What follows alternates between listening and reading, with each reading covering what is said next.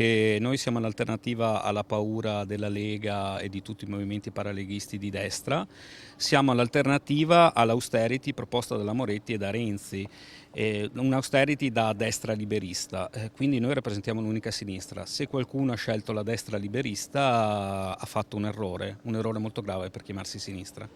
L'unica alternativa possibile, così si descrivono gli esponenti dell'Altro Veneto, ora possiamo, che alle regionali sostengono la candidatura di Laura Ciampolillo. Queste persone Una vera che forza di sono sinistra, dicono, che guardi ad un Veneto più attento alla salute dei propri cittadini, con più spazio per la mobilità pubblica e sostenibile, trasferendo il trasporto su gomma a quello su rotaia. Un ritorno allo Stato per i servizi, quindi un ritorno alla sanità pubblica, un ritorno ai trasporti pubblici centralizzati ed efficienti, un ritorno anche al non consumare il territorio, ma a sfruttare il territorio non con il cemento ma con altri mezzi, altre possibilità.